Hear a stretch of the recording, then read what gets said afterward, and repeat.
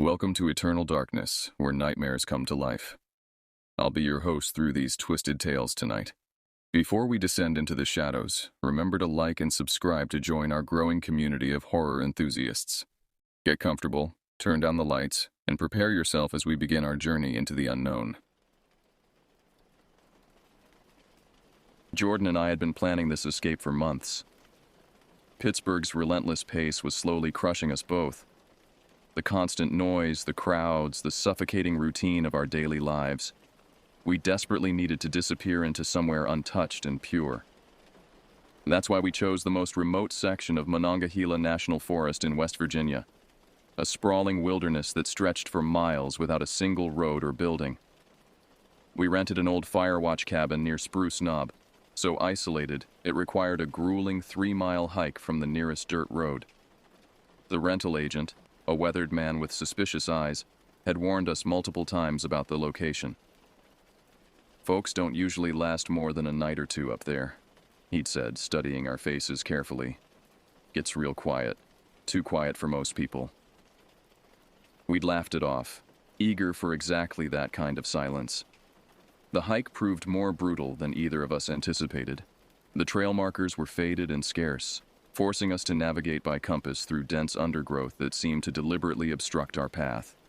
Thorny vines snagged our clothing, roots caught our boots, and low-hanging branches whipped across our faces with stinging precision. By the time we finally reached the clearing, our legs trembled with exhaustion, and sweat poured down our faces despite the cool mountain air. The cabin itself squatted like a weathered beast against a backdrop of towering hemlocks. Built from thick, darkened timbers, it looked as though it had grown from the forest floor itself. Moss covered portions of the roof, and the windows stared out like hollow eyes. A small woodshed stood nearby, its door hanging slightly ajar, revealing neat stacks of split logs within. "Perfect," I said, forcing enthusiasm into my voice while my gut churned with an inexplicable unease. Jordan grinned through his exhaustion, shouldering his pack. If we wanted isolation, I'd say we definitely found it. But as he fumbled with the old brass key to unlock the cabin door, I noticed something that made my skin crawl. The metal latch bore fresh scratches, deep, deliberate gouges that looked like someone had pried at it with a knife or screwdriver, leaving bright metal scars against the weathered bronze. Inside, the cabin was sparse but functional. A wood-burning stove dominated one corner, its black iron surface covered in a fine layer of dust. 2 narrow beds flanked the far wall, and a small table sat beneath the front window. The air smelled of old wood smoke and something else, something organic and slightly sour that I couldn't identify. Jordan immediately set about building a fire while I unpacked our supplies. The silence outside was absolute in a way that city dwellers rarely experience. No distant traffic. No humming electronics. No voices drifting from neighboring buildings. Just the occasional whisper of wind through pine needles, and the soft settling of ancient wood around us. As darkness fell, we sat close to the crackling fire, sharing a bottle of whiskey and trying to shake off the day's tension. The alcohol warmed my blood, and gradually the oppressive quiet began to feel peaceful rather than ominous. Jordan told stories about his childhood camping trips, his voice low and comforting in the firelight. For the first time in months, I felt my shoulders relax. We fell asleep easily that first night, the exhaustion from our hike overwhelming any lingering anxiety. But somewhere in the depths of sleep, I dreamed of scratching sounds, methodical, persistent scratching that seemed to come from inside the cabin walls themselves. In the dream, I pressed my ear against the rough timber and heard something moving between the logs. Something with small, sharp claws that scraped steadily through the darkness. I woke with a start just before dawn. Heart racing, the sound still echoing in my ears. Jordan slept peacefully beside me, and the cabin was perfectly still. I told myself it was just nerves, just the stress of leaving our familiar world behind. But as pale morning light filtered through the windows, I noticed something that made my blood turn cold. Fresh wood shavings scattered across the floor near the door, as if something had been gnawing at the frame from the outside during the night.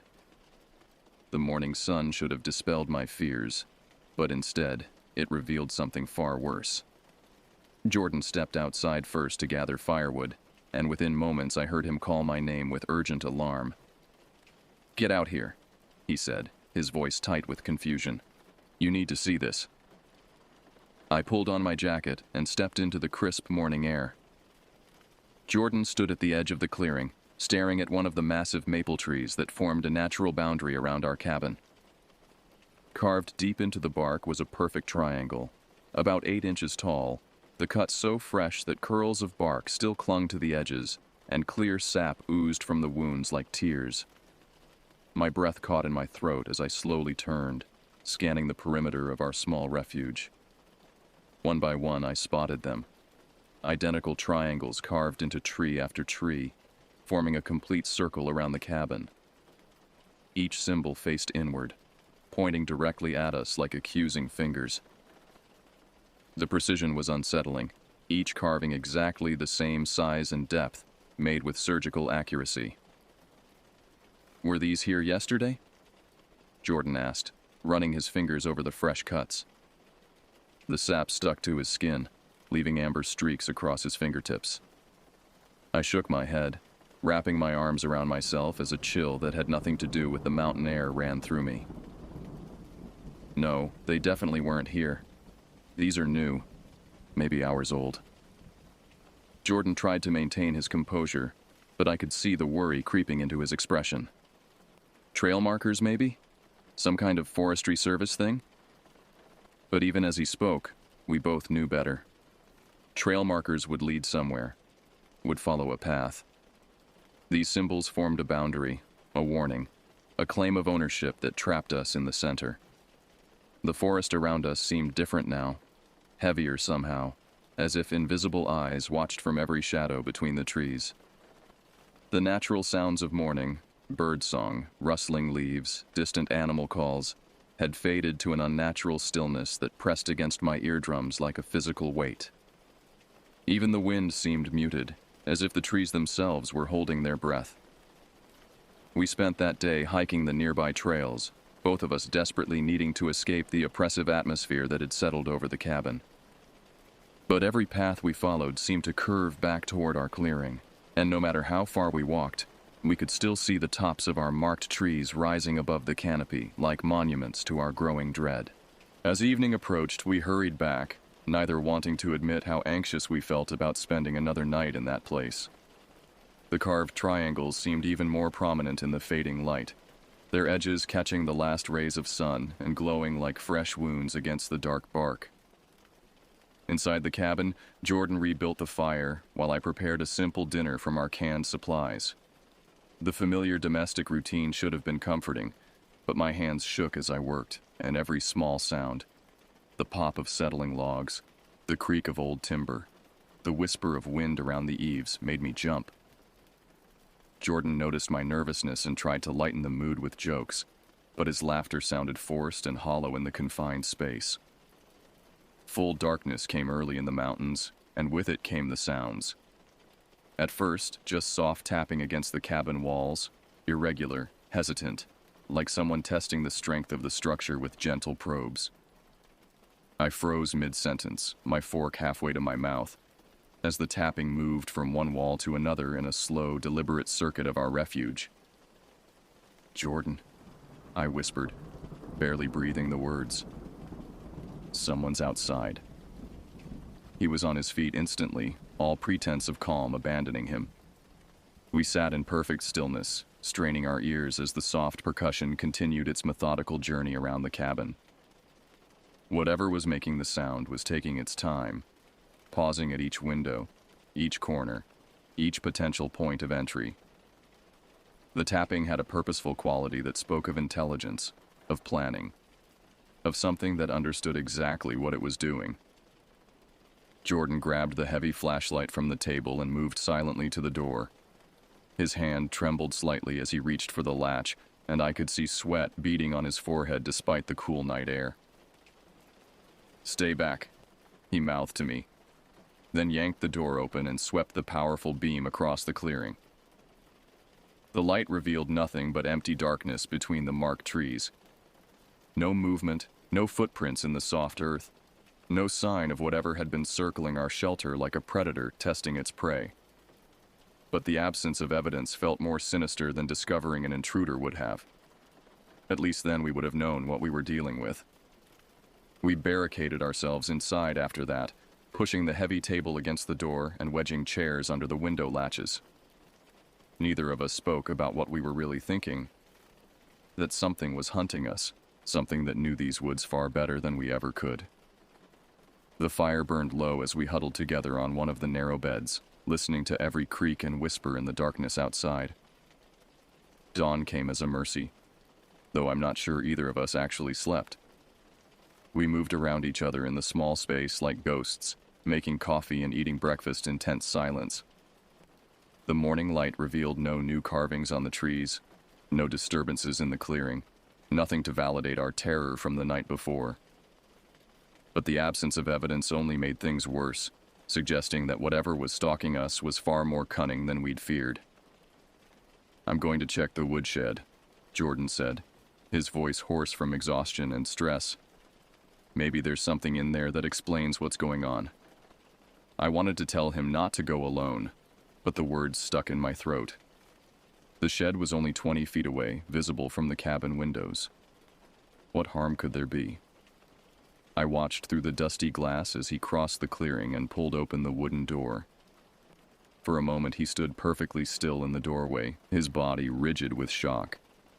Then he turned back toward me, his face drained of all color, and gestured frantically for me to join him. My legs felt unsteady as I walked across the clearing, dread building with each step. The shed smelled of aged wood and something else, something organic and unpleasant that caught in the back of my throat. Behind the neat stacks of firewood, wedged into the far corner where shadows gathered thickest, was an old canvas backpack, its fabric stained and moldy from months of abandonment. Jordan's hands shook as he opened it, revealing the pathetic remnants of someone else's wilderness adventure. Water-damaged clothing, empty food containers, a sleeping bag so mildewed it fell apart at his touch. But at the bottom, wrapped in cracked plastic, was a leather-bound journal. The pages were warped with moisture, the ink faded and blurred, but still readable. "Listen to this," Jordan whispered, his voice barely audible as he read from the final entry. "Day 12. They're getting bolder. Found 3 more symbols carved in the trees this morning, closer to the cabin. I can hear them moving around at night just outside the light from my fire. They're patient, but I know they're waiting for something. I should have left when I first saw the marks. God help me. I should have run." The journal entry was dated 6 months ago. 6 months of weather and neglect, and still the pages held together long enough to deliver their warning. My hands began to shake uncontrollably as the implications sank in. We weren't the first people to rent this cabin. We weren't the first to discover the carved triangles, and judging by the abandoned gear and the abrupt end to the journal entries, we might not be the first to disappear. "We're leaving," Jordan said, snapping the journal shut with finality. "Right now. Pack only what we absolutely need." I didn't argue. Every instinct I possessed was screaming at me to run, to get as far away from this cursed place as possible. But as we rushed to gather our essential supplies, my rational mind began cataloging the obstacles we faced. The nearest road was 3 miles away through dense forest, along poorly marked trails that had been difficult enough to navigate in daylight with full packs and fresh legs. Now we were exhausted, terrified, and carrying only what we could grab in our panicked haste.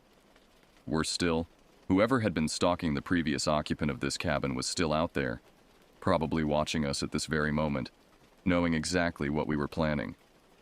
Jordan tried to rig up some kind of early warning system while I finished packing. He strung fishing line between the marked trees, attaching small metal bells we'd brought along for bear safety. The irony wasn't lost on me. We'd prepared for the wrong kind of predator entirely. These bells would give us maybe seconds of warning if something tried to approach the cabin, but seconds might be enough to prepare ourselves, or at least to die with some dignity. As we worked, I couldn't shake the feeling that we were being observed. Not just watched, but studied, analyzed, like laboratory specimens under a microscope. The forest around us seemed to pulse with hidden intelligence, every tree a potential hiding place, every shadow a possible threat. My skin crawled with the certainty that eyes were tracking our every movement, cataloging our preparations, planning their response. "We'll wait until first light," Jordan decided, checking his watch with a grim expression. Trying to navigate those trails in the dark would be suicide, especially if something follows us. The logic was sound, but the thought of spending another night in this place made my stomach turn. 8 more hours of darkness, 8 more hours of vulnerability, 8 more hours for whatever was out there to make its move. We retreated inside the cabin and reinforced our barricades, stacking every piece of furniture we could move against the door and windows. The space felt like a tomb, airless and suffocating. Our own shallow breathing unnaturally loud in the oppressive silence. Jordan fed more wood to the fire, building it higher than necessary, as if the flames could hold back whatever darkness was gathering outside. The journal lay open on the table between us, its water-stained pages flickering in the firelight like ancient prophecies. Neither of us spoke about what we'd read, but the implications hung in the air like smoke. Someone else had sat in this same room, felt this same crushing dread, made these same desperate preparations. And tomorrow, searchers would find our abandoned belongings mixed with theirs, adding our story to whatever growing collection of mysteries these woods held. The bells rang at exactly 2:17 in the morning, a single clear note that cut through the darkness like a blade. Jordan was on his feet instantly, flashlight in hand, while I pressed myself against the back wall, heart hammering so hard I was sure it could be heard outside.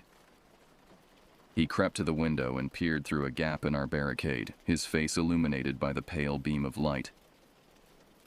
"The lines are cut," he whispered, his voice tight with controlled panic. Clean cuts, like they knew exactly where to slice.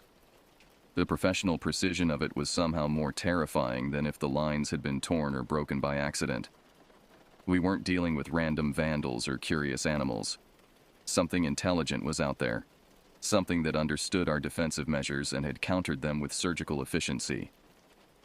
I wanted to run immediately to burst through our barricades and flee into the night, but Jordan grabbed my arm firmly. "If we leave now, they'll be ready for us," he said, his eyes reflecting the firelight like an animal's. "They want us to panic, to make mistakes. We wait for dawn, stick to the plan." But even as he spoke, I could see the doubt creeping into his expression. The plan had been made when we still believed we might be dealing with pranksters or squatters. Now we knew better. The next few hours stretched like an eternity. We took turns keeping watch while the other tried to rest, but neither of us managed anything approaching actual sleep. Every sound outside, wind moving through branches, the settling of old wood, the distant call of a night bird, sent adrenaline coursing through our systems. By the time pale gray light began filtering through the windows, we were both running on pure nervous energy, our reserves of strength depleted by hours of sustained terror. "Time to go," Jordan said as soon as the forest became visible in the dawn light. We shouldered our packs and dismantled our barricades with shaking hands, every movement deliberate and quiet. The clearing outside looked peaceful in the soft morning glow, almost innocent. But the ring of marked trees served as a constant reminder that we were still trapped within someone else's territory. We moved toward the trailhead, keeping close together, our eyes constantly scanning the forest around us. That's when I saw them. At first, just a single figure standing perfectly still among the trees beyond the marked perimeter. Shirtless, wearing what looked like roughly sewn animal hide pants, his skin pale as birch bark in the morning light. He didn't move or call out, just watched us with the patient intensity of a predator evaluating its prey. Then I noticed the others. They seemed to materialize from the shadows between trees, stepping forward just enough to become visible.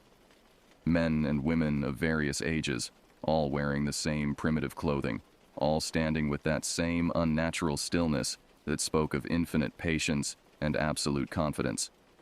They formed a loose semicircle blocking our path to the trail, close enough that I could see the details of their faces. Sharp cheekbones, sunken eyes, expressions devoid of any recognizable human emotion. "Run," Jordan whispered, his voice barely audible. "Now." We plunged into the forest, crashing through undergrowth with all the stealth of stampeding cattle. Behind us, I heard no pursuit, no shouting, no breaking branches, no pounding footsteps. Just that terrible silence that had characterized everything about this nightmare. They didn't need to chase us frantically because they knew these woods better than we knew our own neighborhood streets. They could afford to be patient. Jordan grabbed my hand as we reached the creek we'd crossed during our initial hike, its cold water shocking against our overheated skin. "Follow the water downstream," he gasped, pulling me into the current. "If we get separated, keep following the creek. No matter what happens, don't stop moving." The icy stream numbed my feet almost immediately, but the current helped carry us forward faster than we could have managed on land. Behind us, somewhere in the forest we'd just abandoned, a sharp whistle pierced the morning air. A single haunting note that seemed to hang in the silence long after it ended. It was a signal, a communication between hunters who had no need for words. That's when they came. Not running or crashing through the forest like we had, but moving with the silent efficiency of wolves. Shadows appeared between the trees on both sides of the creek, keeping pace with us effortlessly. I caught glimpses of faces, of bodies moving with inhuman grace through dense undergrowth that should have been impossible to navigate so quietly. A figure burst from the brush directly ahead of us, forcing us to veer toward the bank. In that moment of chaos, Jordan's hand slipped from mine. I heard him shout for me to keep running, heard sounds of struggle behind me, but I followed his earlier instructions and kept moving downstream. Tears blurred my vision as I stumbled through the shallow water, every step taking me further from the only person who might have helped me survive this horror. I don't know how long I ran through that creek. Hours, maybe. My feet completely numb. My legs functioning purely on adrenaline and terror. Eventually, I found a place where the bank had been undercut by spring floods, creating a small cave beneath the roots of a massive oak tree. I crawled inside, pressing myself as far back as possible, and waited. They found the creek eventually, of course. Through gaps in the root system, I watched as legs moved past my hiding place. Some bare, others wrapped in animal hide, all moving with that same predatory silence. One figure stopped directly above me, and I was certain I'd been discovered. But after what felt like an eternity, the footsteps moved on. I stayed hidden until full daylight, then followed the creek for several more miles until I heard the most beautiful sound in the world, the growl of a truck engine somewhere beyond the tree line. The Forest Service road was barely visible through the undergrowth, but that old pickup truck might as well have been a chariot sent from heaven. The ranger who found me was professional, but clearly shaken by my story. Within hours, search teams combed the area where I'd last seen Jordan. They found the cabin burned to the ground, just smoking ash and twisted metal where our refuge had stood. The ring of marked trees had been cut down, leaving only jagged stumps to mark the boundary of whatever territory we'd violated. They never found Jordan. They never found any trace of the people who'd been hunting us. The official report mentioned structural damage from an electrical fire, despite the fact that the cabin had no electricity.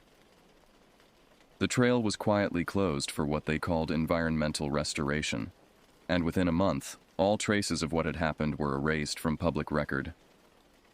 But I know they're still out there, somewhere deep in those endless woods, patient, silent, waiting for the next group of city dwellers looking for a peaceful retreat from civilization. And sometimes, late at night when sleep refuses to come, I wonder if Jordan is still alive somewhere in that darkness, kept as a trophy or a warning, adding his voice to whatever twisted community claims those mountains as their hunting ground. God help anyone else who finds those triangles carved into the trees.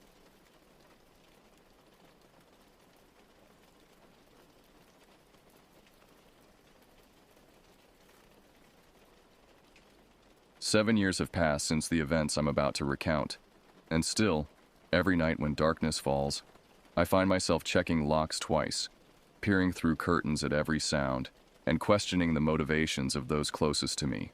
What happened during those 48 hours in the wilderness of Connecticut changed everything I thought I knew about love, trust, and the capacity for human deception. Her name was Miranda, and for 11 months, she had been the center of my universe. We met through a dating app during the winter months, and by spring, I was convinced I had found my soulmate. Miranda possessed an infectious laugh that could fill a room, eyes that sparkled with what I believed was genuine affection, and a way of making even mundane moments feel special. She worked as a nurse at the local hospital, which only added to my admiration for her caring nature. At 28, I thought I had learned enough about relationships to recognize the real thing when I saw it. My previous relationship had ended badly when I rushed things, so with Miranda, I was determined to take our time. We maintained separate apartments, though I spent most nights at hers, and we had developed a comfortable routine of weekend adventures and quiet evenings together. Miranda often spoke about her need for independence, how previous boyfriends had suffocated her with their constant presence. I respected this completely, believing it showed her maturity and self-awareness. When she suggested we try camping together for the first time, I was thrilled. It felt like a natural progression in our relationship, a sign that she was ready to share more intimate experiences with me. The planning process should have been my first warning. Miranda became obsessively focused on finding the perfect location, spending hours researching campgrounds and reading reviews.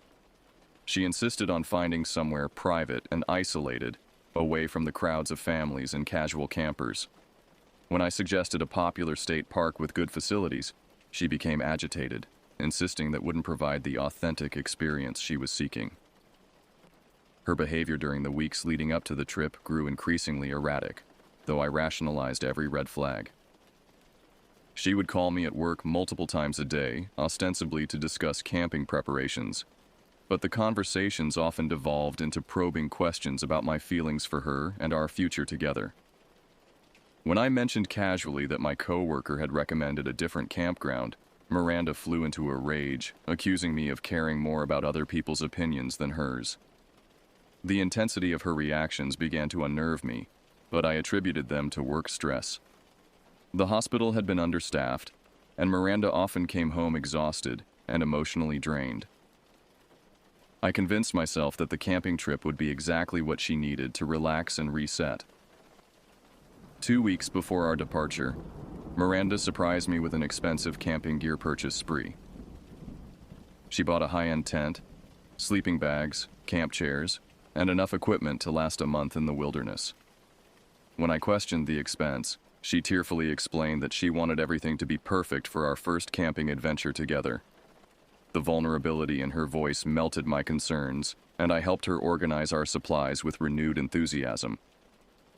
The final detail that should have alarmed me was Miranda's insistence on bringing both our phones but keeping them turned off to truly disconnect from the world. She painted this as a romantic gesture, a way to focus entirely on each other without the distractions of modern life. I agreed readily, touched by her desire for such intimate quality time together. As our departure date approached, Miranda's excitement seemed to transform into a manic energy that I found both endearing and slightly concerning. She would wake up in the middle of the night to check our packed supplies, making lists and revising our itinerary obsessively. When I suggested she might be overthinking things, she assured me that she simply wanted our first camping experience to be unforgettable. Looking back now, I realize that Miranda's definition of unforgettable and mine were drastically different. She was orchestrating something far more sinister than a romantic getaway, and I was walking blindly into a trap that would shatter my ability to trust my own judgment about the people I love. The drive to the campground took nearly 6 hours, winding through increasingly dense forests that seemed to close in around us with each passing mile. Miranda navigated using a printed map, having insisted we avoid GPS to maintain our digital detox. The further we traveled from civilization, the more animated she became, pointing out wildlife and commenting on the perfect isolation of our destination. The Whispering Pines campground was exactly as advertised: remote, rustic, and sparsely populated. Our reserved spot sat on the extreme edge of the camping area, surrounded on 3 sides by towering evergreens and thick underbrush. The nearest occupied campsite was at least 200 yards away, occupied by an elderly couple who waved politely as we set up our tent. Miranda insisted on handling most of the camp setup herself, claiming she wanted to prove her outdoor competency. I watched her work with practiced efficiency, wondering when she had acquired such camping skills. When I asked, she mentioned learning from her father during childhood trips, though she had never mentioned these experiences before. As evening approached, we prepared dinner over the camp stove. Miranda seemed almost giddy with excitement, constantly touching my arm and making comments about how perfect and private our location was. Her behavior struck me as slightly manic, but I attributed it to enthusiasm about our adventure. The surrounding woods came alive with sounds as darkness fell. Branches creaked in the wind, small animals rustled through the underbrush, and somewhere in the distance, an owl's haunting call echoed through the trees. Miranda snuggled close to me as we sat by our small campfire, whispering about how romantic it was to be so completely alone together.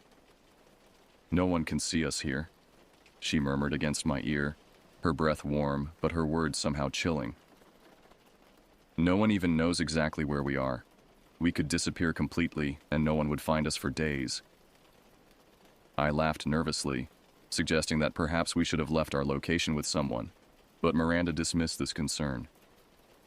She reminded me that we had informed the park rangers of our presence, and that her brother knew our general whereabouts. This was news to me, as I didn't recall her contacting anyone about our trip. As we prepared for bed, Miranda became increasingly clingy and affectionate. She kept asking if I was happy, if I loved being here with her, if I could imagine spending the rest of my life sharing adventures like this. Her need for constant reassurance felt desperate in a way that made my stomach tighten with unease. The tent felt smaller than it had appeared in the store, and Miranda's restless energy seemed to fill every inch of the confined space. She tossed and turned for hours, occasionally mumbling in her half-sleep about proving something and making me understand. When I asked if she was okay, she would immediately snap to alertness and ask why I was questioning her. Around 3 in the morning, I was startled awake by what sounded like footsteps circling our tent. The soft crunch of leaves and twigs seemed to move in a deliberate pattern around our campsite. My heart began racing as I strained to identify the source of the sound. Bears were rare in this area, but not unheard of. I reached over to wake Miranda, but found her side of the sleeping bag empty. My blood turned cold as I realized she was gone. The tent zipper was partially open, and cool night air was filtering through the gap. I called her name in a loud whisper, receiving no response except the continued sound of movement in the darkness outside.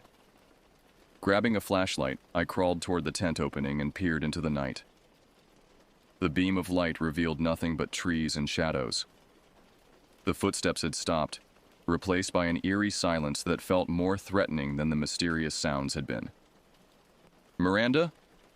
I called more loudly, my voice cracking with fear and confusion. "I'm right here," came her voice from directly behind me.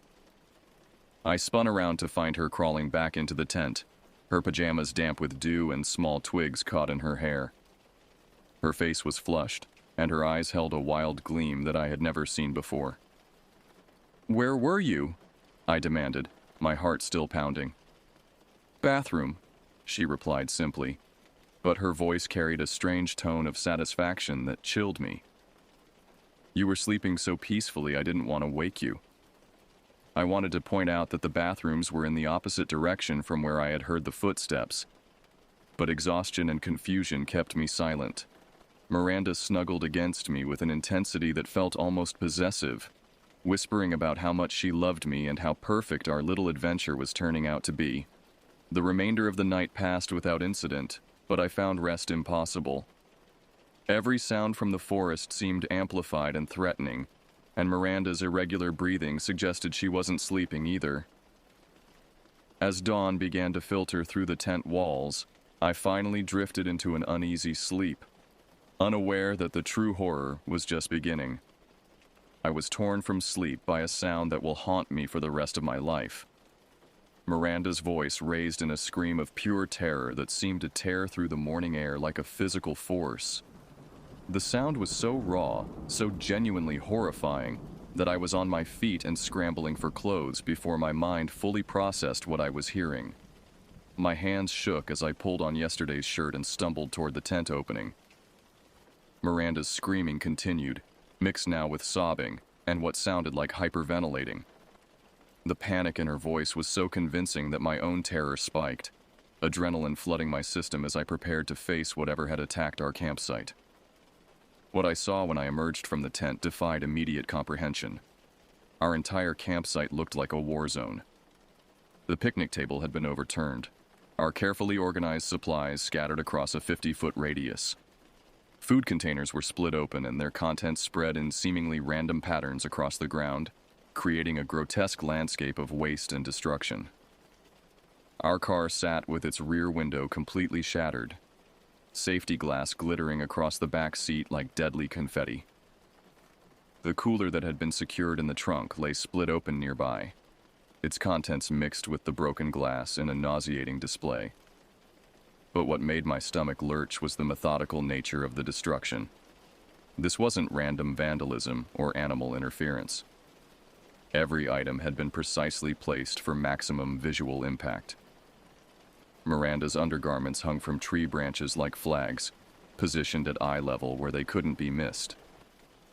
Our phones lay smashed against a boulder, the screens so thoroughly destroyed that they resembled modern art more than electronic devices.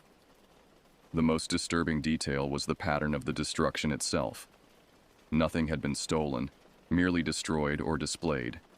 Food had been opened and scattered, but not consumed. Electronics had been carefully dismantled rather than simply broken. It was as if someone had wanted to create the maximum psychological impact with their vandalism.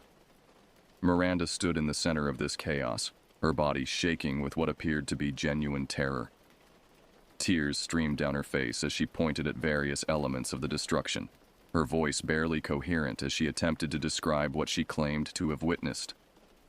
They came from the woods, she gasped between sobs. 3 or 4 men, I couldn't tell exactly.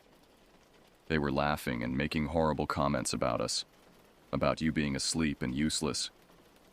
They said terrible things about what they wanted to do to me. I moved to comfort her, but something about her story immediately struck me as wrong. The tent was positioned so that anyone approaching from the woods would have had to pass directly by my side. I was a light sleeper under normal circumstances, and the previous night's sounds had already put me on high alert. "Did they threaten you directly?" I asked, trying to keep my voice calm while scanning the tree line for any sign of the perpetrators. "They said I was alone out here with a coward who couldn't protect me," Miranda continued, her voice taking on a strange quality that I couldn't quite identify. "They knew your name. They knew we were from out of state. They had been watching us." This detail sent a fresh wave of fear through me, but also raised questions I couldn't ignore. We had been careful not to use names loudly around the campsite, and our car plates were local. How would random vandals have acquired such specific information about us? As I began collecting the scattered remains of our belongings, I noticed other inconsistencies that made my unease grow. The pattern of destruction suggested intimate knowledge of our campsite layout and the location of our belongings. Our most valuable items had been targeted specifically, while camping gear that would be attractive to thieves remained untouched. Miranda followed me as I surveyed the damage, providing a constant commentary on the assault she claimed to have witnessed. Her descriptions became increasingly detailed and elaborate, including specific dialogue and physical descriptions of the attackers. But her account kept changing in subtle ways that made me question her reliability. "We need to call the police," I said, reaching instinctively for my phone before remembering its destroyed state. "No." Miranda's response was immediate and forceful. "They said they would come back if we involved the authorities. They said they knew where we lived, that this was just a warning." The fear in her voice seemed genuine, but something about her vehement opposition to involving law enforcement troubled me. If we had genuinely been victimized by a group of dangerous men, reporting the incident seemed like the logical first step toward ensuring our safety. "Miranda, we can't just let this go," I argued. "They destroyed thousands of dollars worth of property. If they're threatening other campers, the park needs to know." But Miranda became increasingly agitated at any mention of official intervention. She begged me to simply pack up and leave, insisting that we could handle the insurance claims later, and that our safety was more important than seeking justice. Her desperation to avoid involving authorities struck me as the behavior of someone with something to hide. As I continued examining the destruction, I began noticing details that would prove crucial to understanding what had really happened during those dark hours before dawn. The pattern of the chaos wasn't random at all, but carefully orchestrated for maximum psychological impact. And the person responsible had intimate knowledge of our relationship and personal belongings that no random stranger could possibly possess. The park ranger who responded to our situation was a weathered man in his 50s named Officer Martinez, whose calm demeanor immediately contrasted with Miranda's continued state of agitation. She hung back while I described the destruction, occasionally interjecting with details that seemed designed to emphasize the threatening nature of the perpetrators. Martinez examined the campsite with professional thoroughness, taking photographs and making notes in a small pad. His questions were methodical and revealing, exposing inconsistencies in Miranda's account that I'd been too shocked to notice immediately. "You said there were 3 or 4 men?" he asked Miranda directly. "Can you be more specific about the number?" Miranda's response was evasive, claiming the darkness and her terror had made precise observation impossible. But when Martinez asked about their approximate heights, ages, and clothing, she provided detailed descriptions that seemed inconsistent with her claimed inability to see clearly. "These men approached from the woods," Martinez continued, pointing toward the dense tree line. "That would put them walking directly past your tent to reach the car. Your boyfriend didn't wake up during this?" I watched Miranda's face carefully as she answered, seeing micro-expressions of frustration and calculation that chilled me. She claimed the attackers had been deliberately quiet until they reached the car, at which point my deep sleep had prevented me from waking. Martinez turned to me. "You didn't hear the car window breaking? That would make a significant noise, especially in the quiet of early morning." I had to admit that I heard nothing until Miranda's screams woke me. The ranger's expression remained neutral, but I sensed his growing skepticism about our account. When he asked to examine the broken glass more closely, his findings deepened my own suspicions. "Glass pattern suggests the window was broken from the inside," he observed, pointing to the way the safety glass had scattered. "Also, there are no tool marks or impact patterns consistent with external force." Miranda immediately launched into an elaborate explanation about how the attackers had reached through the side windows to break the rear glass, but her story became increasingly convoluted and defensive. Martinez listened politely, but made additional notes that seemed to document her changing narrative. The examination of our destroyed phones proved even more revealing. Martinez found both devices smashed against the same boulder, but the impact patterns suggested they had been thrown with considerable force from very close range. The precision of the destruction indicated familiarity with the devices rather than random vandalism. "These weren't just broken," Martinez explained. "Someone took time to ensure they were completely unusable. They've been systematically destroyed to prevent any data recovery." When he asked if we had any enemies or recent relationship problems, Miranda became visibly upset. She accused both Martinez and me of blaming the victims and refusing to take the assault seriously. Her emotional outburst seemed genuine, but I was beginning to recognize the performative quality of her distress. After Martinez left with promises to investigate further, Miranda immediately began pressuring me to leave the campground.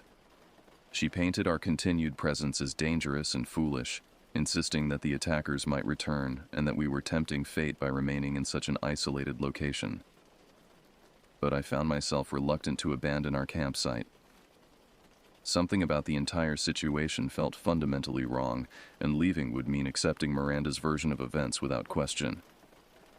I suggested we move to a more populated area of the campground and continue our vacation as planned. Miranda's reaction to this proposal was explosive. She accused me of caring more about the camping trip than her safety and emotional well-being. Her anger seemed disproportionate to my reasonable suggestion, and I began to suspect that her desperation to leave had nothing to do with fear of the alleged attackers. "Why are you so determined to get me away from here?" I asked directly, watching her face carefully for her response. The question seemed to catch her off guard. For just a moment, her mask of victim slipped, and I saw something calculating and cold in her expression. Then the tearful, frightened woman returned, begging me to trust her and insisting that she only wanted us both to be safe. That afternoon, while Miranda napped in the tent, I conducted my own investigation of the campsite. What I discovered made my blood run cold and confirmed my growing suspicions about what had really happened during those dark hours before dawn. Hidden beneath a pile of scattered camping gear, I found a small crowbar that didn't belong to us.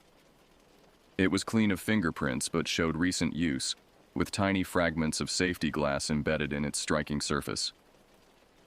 The tool had been positioned where it would eventually be found, but not immediately obvious to casual observation. More damning was my discovery of footprints in the soft earth around our campsite. The prints formed a clear pattern circling our tent multiple times, but they were made by a single person wearing what appeared to be women's hiking boots. The size and tread pattern matched Miranda's footwear exactly. As the pieces of the puzzle fell into place, I realized that Miranda hadn't been the victim of the attack. She had been its architect, carefully orchestrating every element of the destruction to create maximum psychological impact and emotional manipulation. The question that terrified me most was why she had gone to such extreme lengths to deceive me. Evening approached with an oppressive weight that seemed to press down on our campsite like a physical force. Miranda had spent the afternoon alternating between periods of manic energy and sullen withdrawal, her mood swings becoming increasingly erratic and unpredictable. Every attempt I made to discuss our situation rationally was met with accusations or emotional manipulation. I had decided to confront her about my discoveries, but I wanted to wait until we were in a controlled environment where she couldn't flee or escalate the situation dangerously. The isolation that had initially seemed romantic now felt threatening, with no witnesses or help within easy reach if Miranda's behavior became truly unstable. As we prepared dinner, Miranda's commentary took on an increasingly paranoid tone. She kept scanning the tree line and jumping at natural forest sounds, claiming to see movement in the shadows that I couldn't detect. Her performance of fear was so convincing that I began to question my own conclusions about her involvement in the morning's destruction. "They're still out there," she whispered, moving closer to me as darkness began to fall. "I can feel them watching us. They're waiting for the right moment to finish what they started." Her words sent involuntary shivers down my spine, despite my rational understanding that she was likely fabricating the threats. The human mind struggles to dismiss fear even when logic suggests it's unfounded, and Miranda's ability to project genuine terror was unsettlingly effective. Around 9 o'clock, I suggested we retire to the tent early and try to get some rest before tackling the drive home the next morning. Miranda agreed readily, but I noticed her slipping something into her jacket pocket as we cleaned up our dinner supplies. When I asked what she had taken, she claimed it was simply personal items, but her evasiveness heightened my suspicions. Inside the tent, Miranda's behavior became increasingly bizarre. She insisted on keeping a flashlight within arm's reach and started at every sound from outside. Her hypervigilance seemed designed to keep both of us in a state of heightened anxiety, making rational thought and peaceful rest impossible. "Promise me you won't leave the tent tonight," she pleaded, gripping my arm with surprising strength. "No matter what you hear outside, promise me you'll stay here with me." The intensity of her request unsettled me. If she was genuinely afraid of external threats, encouraging me to investigate suspicious sounds would be the natural response. Her insistence that I remain helpless and uninformed suggested she was planning something that required my ignorance and inaction. I agreed to her request while mentally preparing to do exactly the opposite. Whatever Miranda was planning, I needed to witness it firsthand to understand the true scope of her deception and manipulation. The woman I had loved and trusted was revealing herself to be someone fundamentally different, and I needed to know how far she was willing to go with her psychological warfare. Around midnight, Miranda's restless movement stopped, and her breathing became the deep, regular pattern of sleep. I waited another hour to ensure she was unconscious before carefully extricating myself from the sleeping bag and moving toward the tent opening. My heart pounded as I slowly unzipped the entrance, terrified that any sound might wake her and expose my surveillance. The night air was cold and still, carrying the earthy scents of decomposing leaves and pine needles. I positioned myself behind a large tree approximately 20 yards from our tent, with a clear view of the campsite but sufficient cover to remain hidden. The waiting was agonizing, filled with second-guessing and the growing fear that I might be wrong about Miranda's involvement. At approximately 2:30 in the morning, the tent zipper began to move with deliberate stealth. Miranda emerged like a shadow, dressed in dark clothing and moving with practiced silence that suggested this wasn't her first nocturnal expedition. She carried what appeared to be a small bag of supplies and moved directly toward our car with purposeful determination. What followed was a systematic campaign of destruction that was both calculated and deeply disturbing. Miranda methodically went through our remaining belongings, destroying anything of value or sentimental importance. She used tools from her bag to create the appearance of forced entry, while carefully avoiding any actions that might actually endanger her own safety. But the most chilling aspect of her performance was her attention to psychological details. She positioned items to create maximum emotional impact, focusing particularly on destroying things she knew I valued most. My watch, a gift from my deceased father, was deliberately smashed and left in plain sight. Photographs of my family were torn and scattered in a pattern that would be immediately visible upon discovery. Miranda worked for nearly an hour, occasionally pausing to survey her handiwork and make adjustments for better effect. Her movements were confident and efficient, showing no signs of the terror and helplessness she had displayed during the day. This was someone in complete control, executing a plan that had been carefully thought out in advance. The most disturbing moment came when she noticed movement in the darkness nearby. Rather than showing fear, Miranda smiled with unmistakable satisfaction and whispered something that chilled me to the bone. Perfect timing. She immediately began screaming, her voice carrying the same raw terror that had awakened me that morning. But watching her transition from calm calculation to apparent hysteria revealed the theatrical nature of her performance. Every element of her distress was carefully modulated for maximum impact. I remained hidden as Miranda ran back toward the tent, arriving just before I was supposed to emerge in response to her screams. The realization that I was watching an elaborate performance designed to manipulate my emotions and perception made me physically ill. The woman I loved was not only lying to me, but orchestrating psychological torture for reasons I couldn't begin to understand. As I made my way back to the tent, I knew that the confrontation I had been avoiding could no longer be delayed. Miranda's deception was escalating, and I had no idea how far she was willing to go to maintain her facade of victimhood and terror. I entered the tent to find Miranda huddled in the corner, her performance of terror so convincing that for a moment I almost doubted what I had just witnessed. She reached for me with shaking hands, begging me to hold her and promising that she would tell me exactly what the attackers had done this time. "They came back," she whispered against my shoulder, her voice trembling with what seemed like genuine trauma. "Just like they promised. They destroyed more of our things and left me a message." She pulled away from me to reveal a piece of paper with crude writing that supposedly contained threats against both of us. The handwriting was deliberately disguised, but I recognized subtle characteristics that matched Miranda's natural script. The content was designed to escalate fear while providing justification for immediate departure from the campground. "Miranda," I said quietly, my voice steady despite the turmoil in my chest. "I need you to tell me the truth about what's been happening here." Her response was immediate and defensive, launching into an elaborate recounting of the latest alleged assault. But her story contained details that contradicted her previous accounts, and I could see the calculation behind her performance now that I understood what I was watching. "I saw you," I interrupted her narrative. "I watched you destroy our belongings. I saw you write that note." The silence that followed was deafening. Miranda's face went through a series of rapid changes, cycling from confusion to denial to fury with startling speed. When she finally spoke, her voice carried a cold edge that I had never heard before. "You were spying on me?" she hissed. "Instead of protecting me, you were hiding in the woods watching me suffer?" Her ability to twist the situation and portray herself as the wronged party was both impressive and terrifying. Even confronted with direct evidence of her deception, she was attempting to manipulate my guilt and maintain her position as the victim. "Why?" I asked simply. "Why are you doing this to us?" The question seemed to unlock something in Miranda that had been carefully hidden beneath her performance.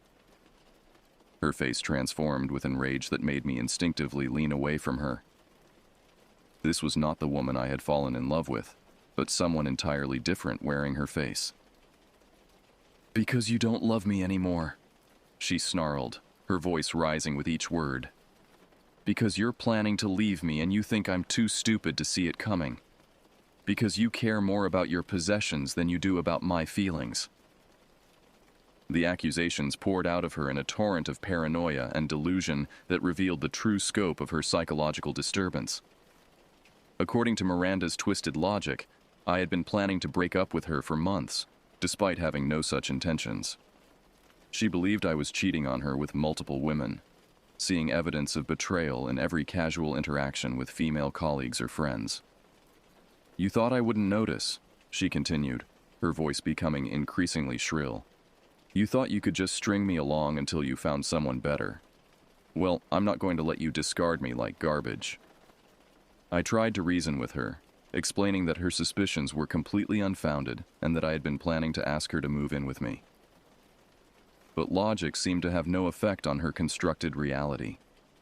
Every attempt to reassure her was interpreted as further evidence of my deception and manipulation. "This whole camping trip was supposed to make you remember how much you need me," she explained with frightening clarity. "When you thought I was in danger, you would realize that you couldn't lose me. You would see that we belong together and stop planning your escape." The calculated nature of her psychological manipulation was breathtaking in its scope and cruelty. Miranda had orchestrated not just the destruction of our property, but a systematic assault on my emotional stability and capacity for trust. She had weaponized my love for her against my own psychological well-being, but the most terrifying revelation was still to come. As Miranda's mask of sanity continued to slip, she began describing other incidents from our relationship that I now realized had been manipulated or fabricated. Arguments with my friends that she had instigated while portraying herself as the peacemaker, family gatherings where she had stirred up conflict and then consoled me through the resulting stress. "I've been protecting our relationship from the beginning," she declared with pride that made my skin crawl. "Every time someone tried to turn you against me, I found ways to show you who really cared about your happiness." The scope of her manipulation extended far beyond our camping trip. Miranda had been systematically isolating me from friends and family while positioning herself as my only reliable support system. The woman I trusted most had been the architect of much of the conflict and stress in my life over the past year. As the full extent of her deception became clear, I realized that I was alone in the wilderness with someone whose grip on reality was far more tenuous than I had ever imagined. Miranda wasn't just manipulative or deceitful. She was genuinely dangerous, and I had no idea how she might react when she realized her carefully constructed plans were collapsing. The tent suddenly felt like a cage, and Miranda's presence transformed from comforting to threatening. I needed to get away from her, but we were hours from civilization with a damaged car and no means of communication. The isolation that she had insisted upon now revealed itself as another element of her trap. The remainder of that night passed in a waking nightmare as I sat across from Miranda, watching her cycle through different personalities and emotional states with terrifying unpredictability. One moment she would be crying and begging for forgiveness. The next she would be coldly explaining how my supposed betrayals had forced her to take extreme measures to save our relationship. "You made me do this," she repeated like a mantra, her eyes holding a vacant quality that suggested she genuinely believed her own twisted logic. If you had just loved me properly, none of this would have been necessary. I remained as calm and non-confrontational as possible, terrified that any perceived criticism or rejection might trigger an escalation in her behavior.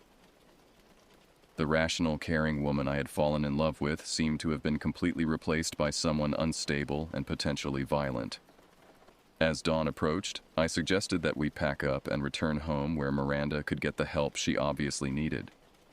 My careful phrasing was designed to avoid direct accusations while encouraging her to seek professional treatment for what was clearly a serious psychological crisis. But Miranda's response revealed another layer of her elaborate deception. She had no intention of seeking help or acknowledging that her behavior was problematic. Instead, she began outlining plans for our future that involved moving to a more isolated location where we could be safe from the outside influences that she believed were corrupting our relationship. "We could live somewhere remote," she explained with frightening enthusiasm. "Just the two of us, where no one can interfere with what we have together. You'll see how perfect things can be when it's just us." The fantasy she described was essentially imprisonment disguised as romantic isolation. Miranda envisioned a life where I would be completely dependent on her for social contact and emotional support, cut off from family, friends, and any external perspective on our relationship dynamics. When I gently suggested that such isolation might not be healthy for either of us, Miranda's mood shifted instantly to rage. She accused me of already being corrupted by outside influences and needing to be deprogrammed from the lies that others had told me about our relationship. "They've turned you against me," she snarled, her face contorting with fury. "Your friends, your family, even strangers you meet. They're all jealous of what we have and they want to destroy it." The paranoia in her voice was so intense that I began to fear for my physical safety. Miranda was clearly experiencing some form of psychotic break, and I had no way of predicting how her delusions might evolve, or what actions they might inspire. I began making subtle preparations to leave, gathering my essential belongings while maintaining the pretense of normal morning activities. Miranda watched my every movement with suspicious intensity, questioning my motives for each action, and seeming to sense my growing desperation to escape her presence. "You're not thinking of leaving me here, are you?"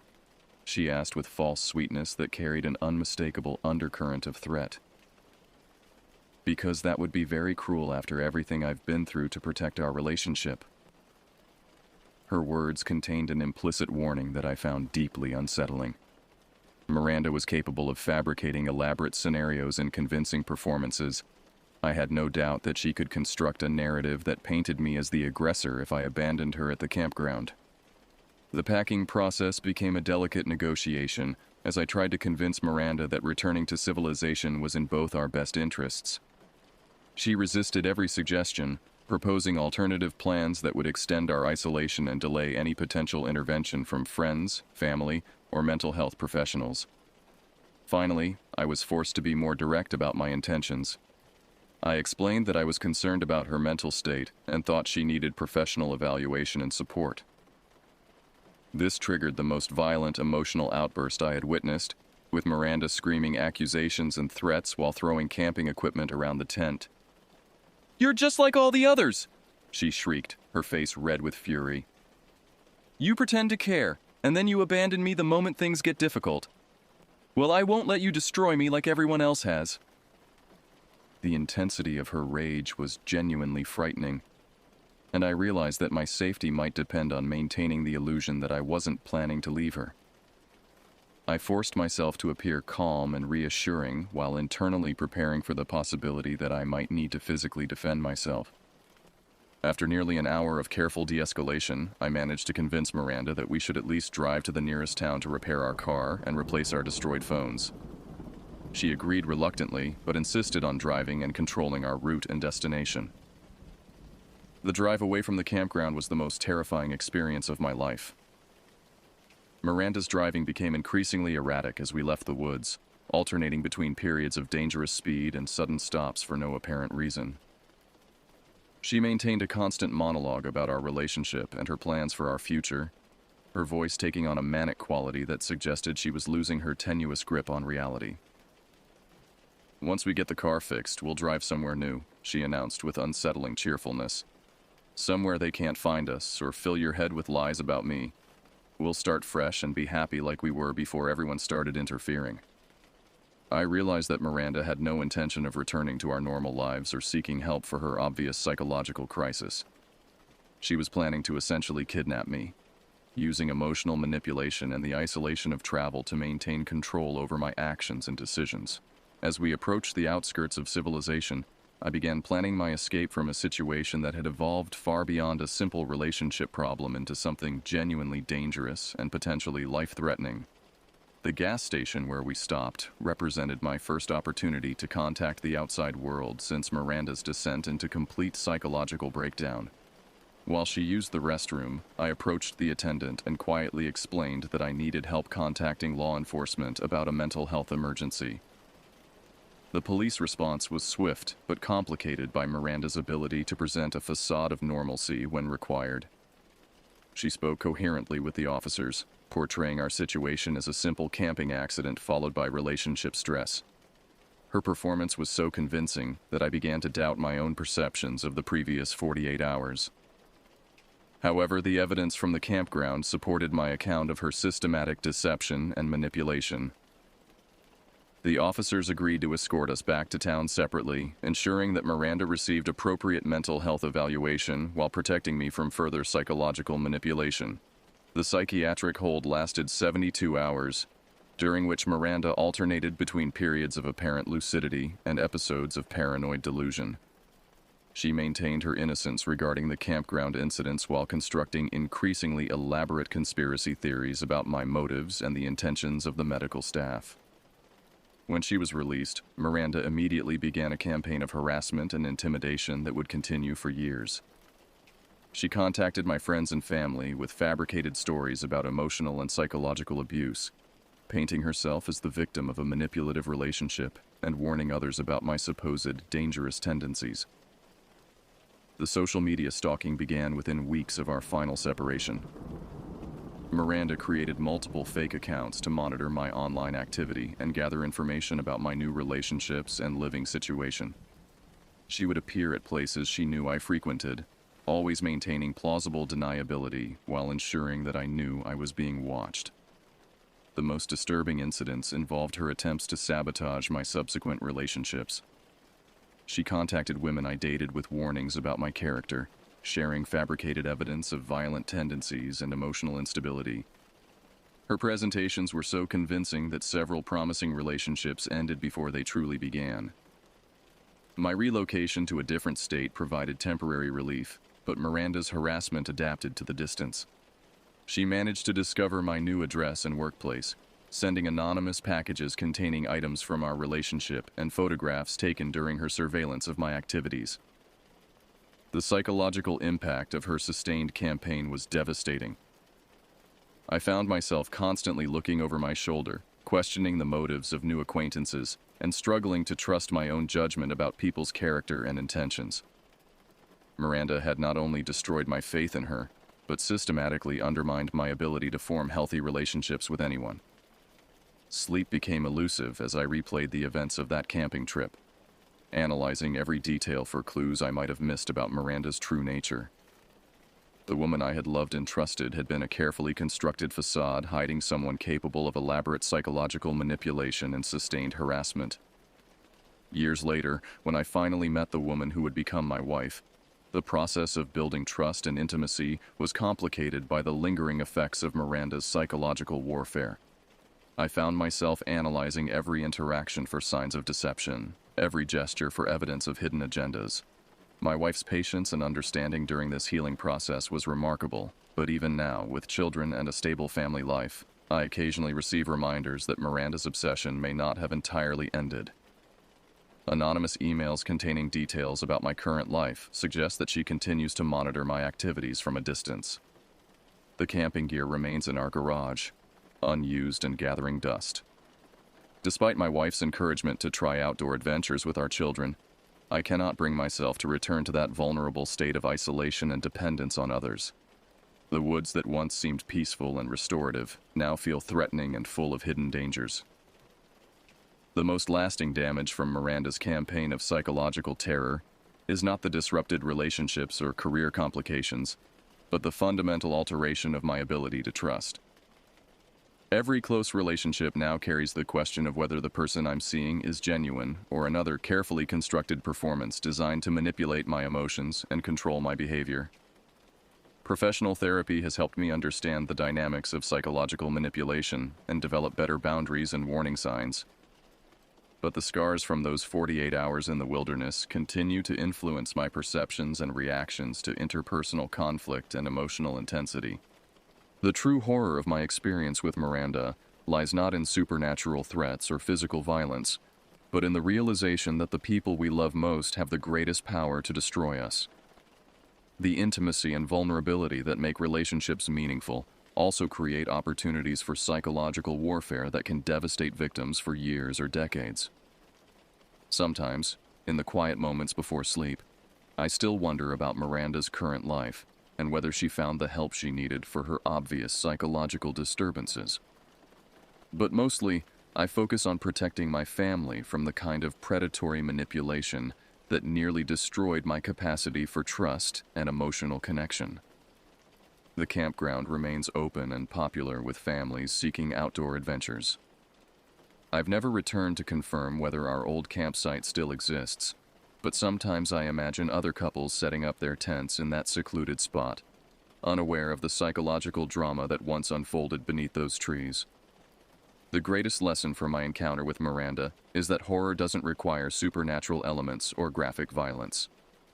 The most terrifying threats often come from the people closest to us, wearing faces we love and speaking in voices we trust. Real monsters don't hide in the darkness of the forest. They hide behind smiles and declarations of love, waiting for the perfect moment to reveal their true nature. And unlike the creatures of fiction, these human monsters don't disappear when morning comes or flee when confronted with religious symbols. They adapt, persist, and continue their psychological campaigns for years, leaving lasting damage that affects not just their primary victims, but everyone who tries to love and trust again. The woods may seem peaceful and welcoming, but for me, they will always represent the place where I learned that the greatest dangers in life come not from external threats, but from the capacity for deception and manipulation that exists within the people we choose to trust with our hearts and lives.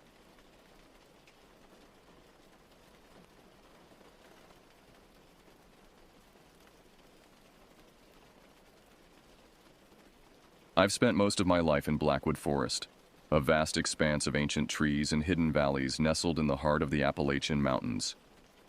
This isn't some quaint woodland retreat you'd find in a tourist brochure. Blackwood is old, older than the towns that cling to its edges, older than the roads that wind through its outskirts. It's a place with secrets, where the shadows seem to breathe and the silence can deafen you. My name is Jack Hawthorne, and I've called these woods home for the better part of 4 decades. I learned their ways from my grandfather Ezra, a grizzled mountain man who could read the forest like most folks read a book. He taught me how to survive here, how to respect the land and its rhythms.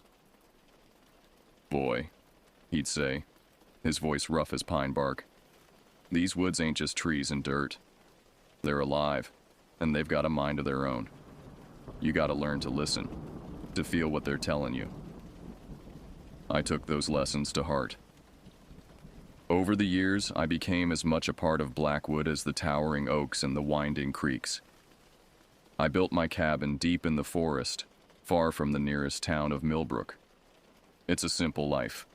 Hunting, trapping, foraging. I trade furs and herbs with the townsfolk when I need supplies, but mostly I keep to myself.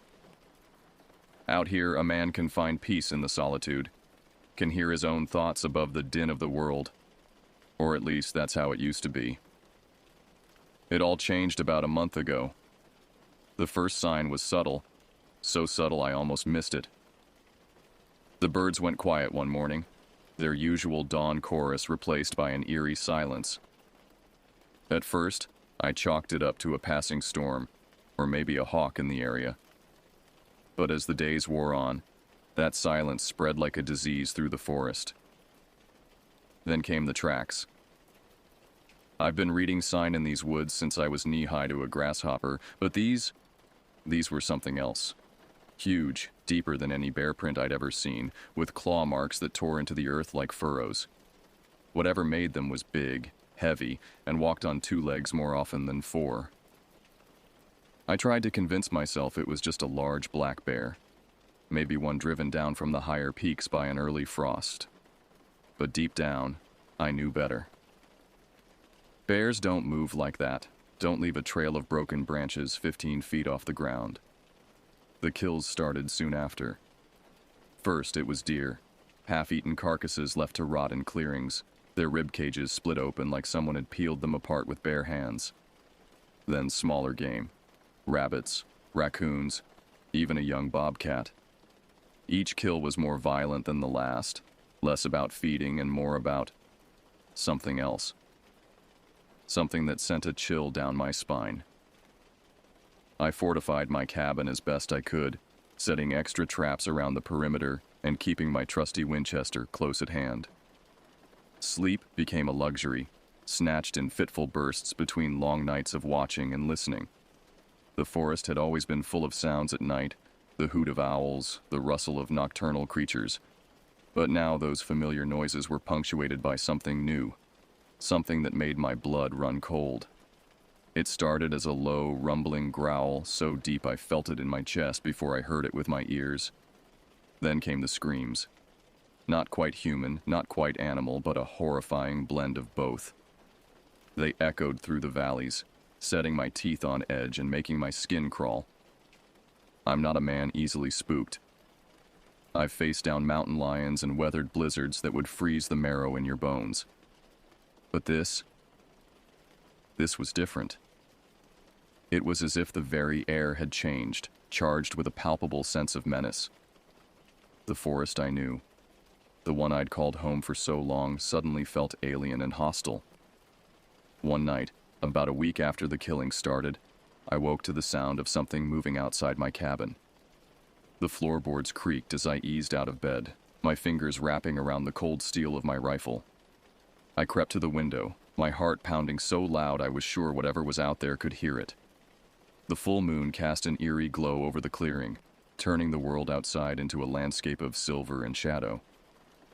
At first, I saw nothing but the familiar shapes of trees and underbrush. Then, at the edge of the tree line, something moved. It was massive, easily 8 feet tall, with broad shoulders and arms that hung almost to the ground.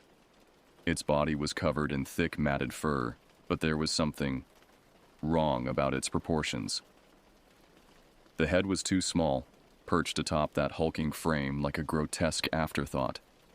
And its eyes, God help me. Its eyes glowed in the darkness, 2 pinpricks of hellish red that seemed to stare right through the walls of my cabin. I stood there, frozen, as the creature lumbered into the clearing. It moved with an unnatural grace, each step silent despite its enormous size. As it drew closer, I could see its hands, if you could call them that. They were massive, easily twice the size of my own, with fingers that ended in curved claws that looked sharp enough to gut a grizzly. The thing paused about 20 yards from my cabin, its misshapen head swiveling as if scenting the air. I held my breath, my finger resting lightly on the trigger of my rifle. For a moment that stretched into eternity, neither of us moved. Then, with a speed that defied its bulk, The creature whirled and sprinted back into the forest. The ground shook with each impact of its feet, and I swear I felt the vibrations through the floorboards. In seconds, it had vanished into the darkness, leaving nothing but broken branches and a lingering sense of dread. I didn't sleep for the rest of that night. As the pale light of dawn crept through my windows, I knew I had a decision to make. I could stay here, in the only home I'd ever known, and face whatever that thing was. Or I could run, abandon everything I'd built and try to find safety in the world beyond the forest. In the end, the choice was made for me. As I stepped outside that morning, steeling myself for the trek into town, I saw them. Footprints, massive and unmistakable, circling my cabin. The creature had been there all night, watching, waiting. And on my door, gouged deep into the wood by claws as thick as my fingers, was a crude symbol. A spiral with a vertical line bisecting it. I knew then that this was no animal, no simple predator driven by hunger or instinct. This was something else, something with intelligence and purpose. And for whatever reason, it had chosen me. The realization hit me like a physical blow. I couldn't run from this. Whatever was out there, whatever had claimed these woods as its territory, it wouldn't stop with me. If I fled, it would only turn its attention to others, to the families in Millbrook, to the hikers and campers who ventured into Blackwood each summer. No, I had to stand my ground. I had to find out what this thing was, where it came from, and how to stop it. But I knew I couldn't do it alone. For the first time in years, I needed help. I gathered what supplies I could carry and set out for Millbrook. The 5-mile hike through the forest had never felt so long or so dangerous. Every snapping twig, every rustle of leaves sent a jolt of adrenaline through my system. I found myself constantly looking over my shoulder, half expecting to see that monstrous shape lunging from the shadows. But nothing came. The forest remained eerily quiet, as if holding its breath. When I finally broke through the tree line and saw the familiar buildings of Millbrook in the distance, I nearly wept with relief. The sheriff's office was my first stop. Hank Dawson had been the law in Millbrook for as long as I could remember. He was a good man, level-headed and fair, with a healthy respect for the dangers the wilderness could hold. If anyone would believe my story, it would be him.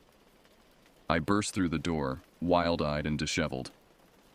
Hank took one look at me and knew something was seriously wrong. He ushered me into his office, closed the door, and listened as I poured out my tale. To his credit, Hank didn't interrupt, didn't scoff or shake his head in disbelief. He just listened, his weathered face growing more grave with each passing minute. When I finished, he leaned back in his chair and let out a long, heavy sigh. "Jack," he said, his voice low and serious, "I wish I could tell you this was the first time I'd heard something like this. But the truth is, there've been rumors, whispers, for years now." He stood up and walked to a filing cabinet in the corner of his office. After rifling through several drawers, he pulled out a thick folder and dropped it on his desk. "These are reports, going back almost 50 years. Sightings, strange tracks, livestock mutilations. Most folks wrote them off as bear attacks or mountain lion kills. But some..." He trailed off, shaking his head. I leaned forward, my eyes fixed on the folder. "Some what, Hank?" He met my gaze, and I saw a flicker of fear in his eyes.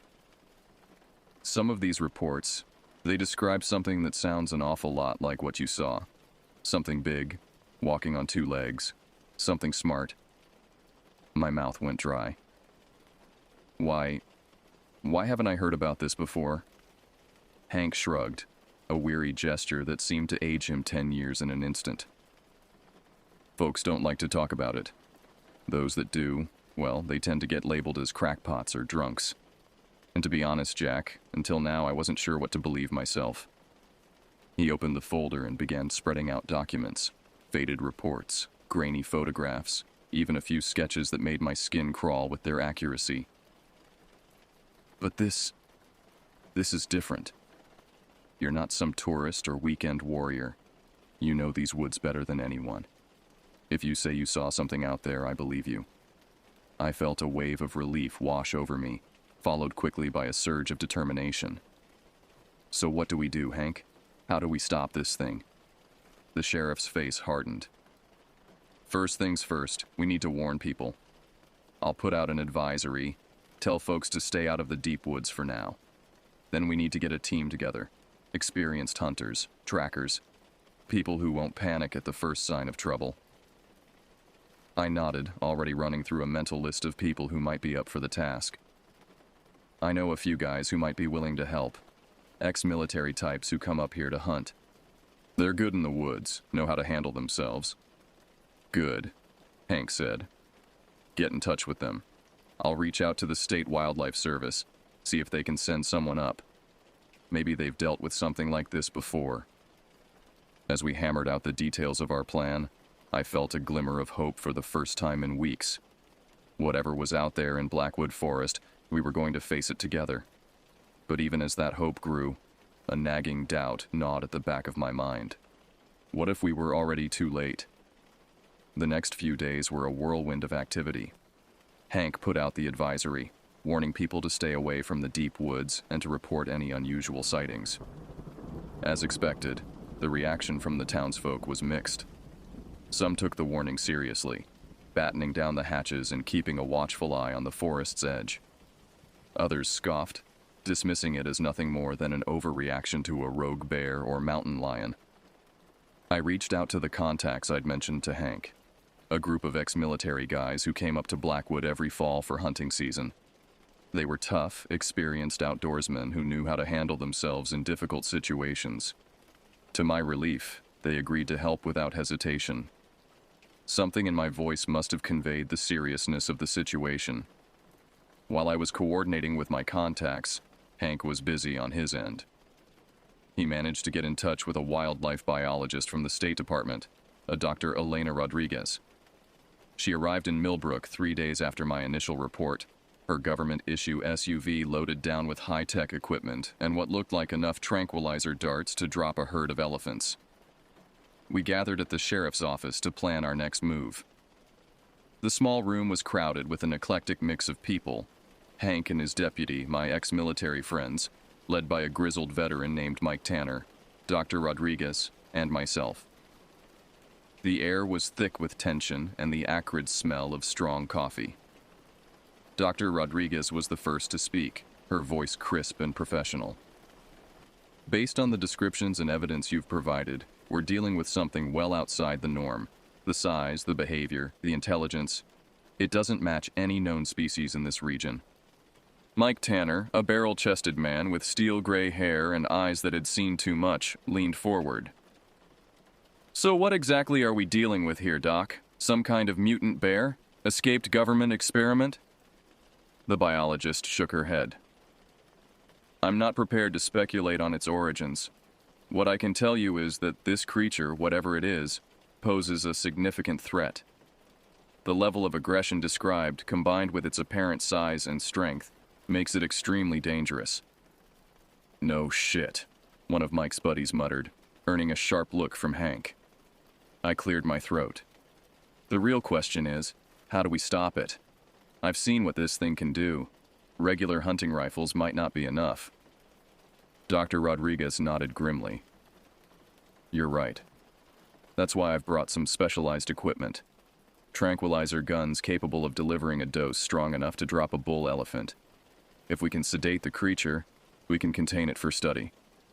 The room erupted in a chorus of protests. Mike's voice rose above the others. With all due respect, Doc, we're not looking to capture this thing for your research. We need to eliminate the threat permanently.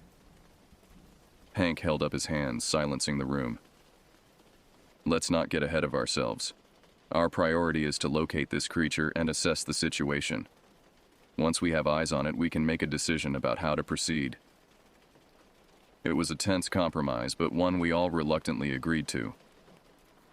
We spent the next few hours poring over maps of Blackwood Forest, identifying likely areas where the creature might be denning. I pointed out the locations of the kills I'd found, as well as the cave system where I'd had my terrifying encounter. As night fell, we finalized our plan. We would split into 3 teams, each covering a different section of the forest. We'd stay in radio contact, converging on any area where we found fresh sign. The goal was to locate the creature's lair and, if possible, observe it from a safe distance. I couldn't shake the feeling that we were woefully unprepared for what we were about to face. As I looked around at the determined faces of my companions, I wondered how many of us would make it back from this hunt. The next morning dawned cold and gray, a light drizzle falling from a leaden sky. It was as if the forest itself was trying to warn us away, to keep its secrets hidden in the mist and shadows. We gathered at the trailhead, a somber group laden with gear and weapons. The weight of what we were about to do hung heavy in the air. Hank divided us into the prearranged teams. I was with Mike and 2 of his ex-military buddies, Dave and Carlos. Dr. Rodriguez joined the sheriff's team, while the 3rd group was led by Hank's deputy. We checked our radios one last time, made sure everyone had the coordinates for our rendezvous points, and then, with a final nod from Hank, we set off into the gloom of Blackwood Forest. The woods seemed different now, charged with an electric tension that set my nerves on edge. Every shadow held the potential for danger, every rustle of leaves a possible threat. We moved slowly, methodically, our eyes constantly scanning the underbrush for signs of our quarry. About 2 hours into our search, we found our first clue. A massive oak tree, its trunk easily 5 feet in diameter, had been marked with deep claw gouges. The mark started about 7 feet off the ground and ran almost to the top of my head. The raw wood beneath was still. The raw wood beneath was still oozing sap, indicating the marks were fresh. Mike let out a low whistle. "Jesus," he muttered, running his hand over the gouges. "Whatever did this has some serious claws." I nodded grimly. "And it's close. These couldn't have been made more than an hour ago." We radioed our position to the other teams and continued on, our senses heightened, weapons at the ready. The forest had gone eerily quiet, the usual backdrop of birdsong and rustling wildlife conspicuously absent. As we pushed deeper into the woods, the terrain became rougher, the underbrush thicker. We were approaching the area where I'd encountered the creature near the cave system. The memory of that night sent a shiver down my spine. Suddenly, Carlos held up a hand, signaling us to stop. He pointed silently to a break in the undergrowth ahead. We crouched low, inching forward to get a better look. The clearing beyond was a scene of carnage. The remains of what looked like a black bear were strewn across the forest floor, its massive body torn apart with savage force. But it wasn't the dead bear that held our attention. It was the enormous misshapen footprints that surrounded the kill. "My God," Dave whispered, his face pale. "What kind of animal can take down a full-grown bear like that?" I opened my mouth to respond, but the words died in my throat. A sound echoed through the forest, a deep, rumbling growl that seemed to come from everywhere and nowhere at once. The hair on the back of my neck stood on end. Mike's voice was tense. "We need to move. Now." We began to retreat, trying to move quickly while staying as quiet as possible. But with each step, the growling grew louder, closer. I could feel the vibrations in my chest, like the forest itself was trembling. Then I saw it. At the edge of the clearing, partially obscured by the mist and shadows, stood a figure that defied description. It was massive, easily 9 feet tall, with a body that seemed to be a nightmarish fusion of man and beast. Matted fur covered its hulking frame, but in places, I could see patches of what looked like leathery, scale-like skin. Its head swiveled towards us, and I found myself staring into eyes that glowed with an unholy amber light. Intelligence burned in those eyes, along with something else, a primal, ancient hunger that froze the blood in my veins. For a heartbeat that seemed to last an eternity, we stood locked in a silent standoff. Then, with a roar that shook the trees, The creature charged. "Run!" I screamed, my voice barely audible over the thunderous footfalls of the approaching monster. We scattered, crashing through the underbrush in blind panic. I could hear the others shouting, the staccato burst of gunfire. But it all seemed distant, unreal. My world had narrowed to the pounding of my heart and the knowledge that death was right behind me. I don't know how long I ran. Time lost all meaning in that mad dash through the forest. Branches whipped at my face, roots seemed to reach up to tangle my feet, but I pushed on, driven by pure animal terror. Finally, my legs gave out. I collapsed against the trunk of a massive oak, gasping for air, my lungs burning. As the rush of adrenaline faded, I became aware of my surroundings once more. The forest was silent, save for the ragged sound of my own breathing. I fumbled for my radio, trying to contact the others, but all I got was static. Either the equipment had been damaged in my headlong flight, or something was interfering with the signal. I was alone. As my breathing slowly returned to normal, a cold dread settled over me. I had no idea where I was. In my panic, I had run blindly, paying no attention to direction or landmarks. The familiar forest I had known all my life now seemed alien and hostile. Worse, I had dropped my rifle somewhere during the chase. All I had left was my hunting knife, a pitifully inadequate weapon against the monstrosity we had encountered. Night was falling fast, the already dim forest growing darker by the minute. I knew I couldn't stay where I was. The creature was still out there, and I was certain it could track me by scent alone. My only hope was to find my way back to town, to warn the others of what we were truly facing. With a groan, I pulled myself to my feet. My body ached, cuts and bruises making themselves known now that the immediate danger had passed.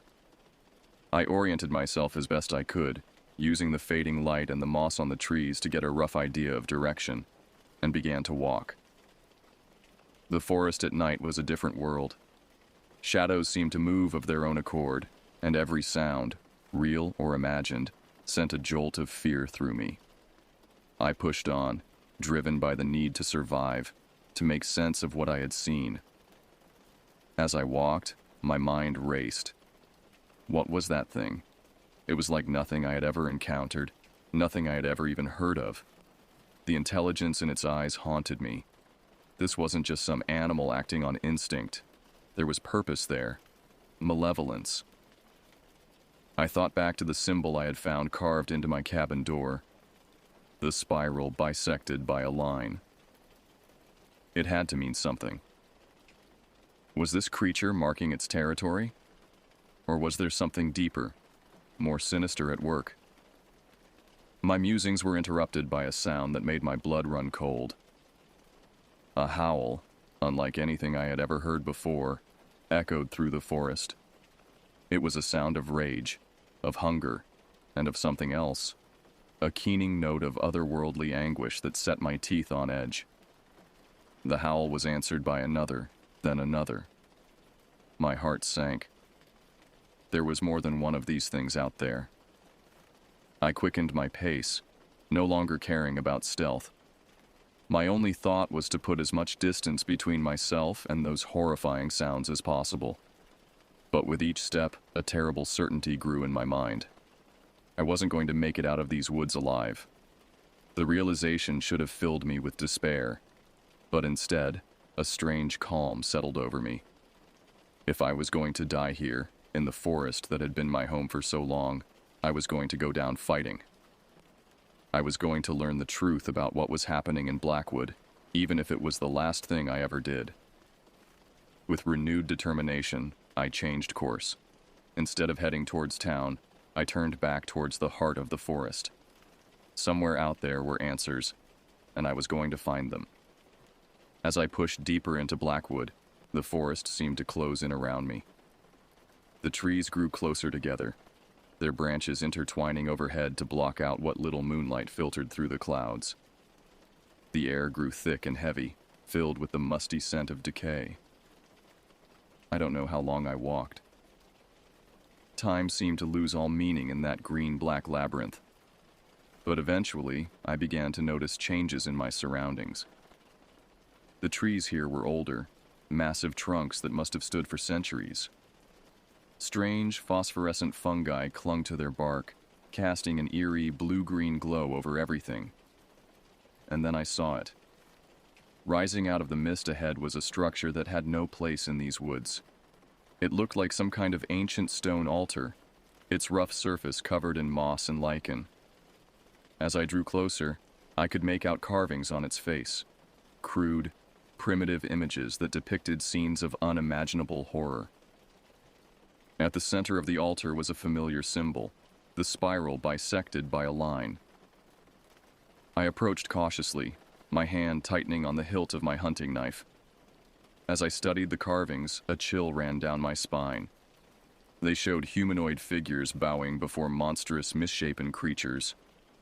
Other scenes depicted what looked like rituals, sacrifices made to appease these bestial gods. With a growing sense of dread, I realized I was looking at a history, the secret history of Blackwood Forest. These woods had never been empty. They had always been home to something.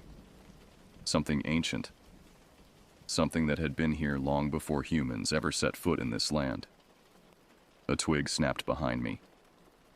I whirled around, knife raised, to find myself face to face with Dr. Elena Rodriguez. She looked haggard, her clothes torn and dirty, a wild look in her eyes. "Jack," she gasped, relief evident in her voice. "Thank God. I thought everyone else was dead." I lowered my knife, my mind reeling. "Elena, how did you find this place?" She shook her head, moving past me to examine the altar. I followed the signs, the markings on the trees, the patterns in the underbrush. It all led here. She ran her hand over the carvings, her expression a mix of fear and fascination. "Do you know what this means, Jack? We've stumbled onto something incredible, something that could rewrite everything we know about the natural world." I stared at her, a growing unease settling in the pit of my stomach. "Elena, we need to get out of here. Those things, they're still out there. We need to warn people to warn them." She cut me off, her voice rising. "Don't you see, Jack? This is bigger than us, bigger than Blackwood. These creatures, they're not just animals. They're guardians. Protectors of an ancient power that's been sleeping in these woods for millennia." As she spoke, her eyes seemed to glow with an inner light, the same amber hue I had seen in the eyes of the creature. With dawning horror, I realized the truth. "You're one of them," I whispered, taking a step back. "You've been working with them all along." Elena smiled, but it was no longer a human expression. Her face began to shift, to elongate. "Not working with them, Jack. I am them. We are the old ones, the true masters of this land. And it's time for us to reclaim what's ours." I turned to run, but my legs wouldn't move. A paralyzing fear gripped me as Elena's form continued to change, her body twisting and growing until she towered over me, a monstrous fusion of human and beast. As consciousness began to fade, my last thought was of the forest I had loved, the forest that had been my home. But it had never truly been mine. It had always belonged to them. The last thing I saw before darkness took me was the symbol on the altar, glowing with an otherworldly light. The spiral and the line, the mark of the old ones, the true masters of Blackwood Forest. And then, mercifully, I knew no more. I awoke to the sound of chanting. At first I thought I was dreaming. The rhythmic, guttural sounds seemed to come from everywhere and nowhere at once, reverberating through my bones. As consciousness slowly returned, the memories came flooding back. The hunt, the monster, the altar, Elena's transformation. A wave of panic washed over me, but I forced it down. I needed to stay calm, to assess my situation. I was lying on cold, damp stone. My hands and feet were bound with what felt like thick, ropey vines. The air was heavy with the scent of earth and decay, undercut by a sharp, musky odor that made my nose wrinkle. Slowly, carefully, I opened my eyes. I was in some kind of underground chamber, dimly lit by the same phosphorescent fungi I had seen in the forest. The walls were rough-hewn stone, covered in more of the primitive carvings I had seen on the altar. In the center of the chamber stood a massive stone slab, stained dark with what I prayed wasn't blood. Around the slab stood a circle of beings. I couldn't bring myself to call them creatures, not anymore. They were something more, something older. Each was easily 8 feet tall, their bodies a nightmarish blend of human and animal features. Some had the heads of wolves or bears. Others had too many limbs or eyes in places where no eyes should be. But all of them moved with an unsettling grace, swaying in time to the chant that filled the air. At the head of the stone slab stood the thing that had once been Elena Rodriguez. In this form, she was even more terrifying. A towering, furred monstrosity with a face that was almost human, save for the glowing amber eyes and the mouth full of dagger-like teeth. As if sensing my gaze, Elena Thing turned towards me. The chanting stopped abruptly, leaving a silence so profound it was almost painful. "Ah, our guest awakens," Elena said, her voice a rumbling growl that nonetheless retained traces of her human speech. "Welcome, Jack Hawthorne, to the heart of Blackwood." I tried to speak, but my throat was dry, my voice a barely audible rasp. What are you?" Elena's monstrous face twisted into what might have been a smile. "We are the Old Ones, Jack, the first children of this land, born from the very earth itself. We walked these forests when your kind were still huddling in caves, fighting for survival against the night."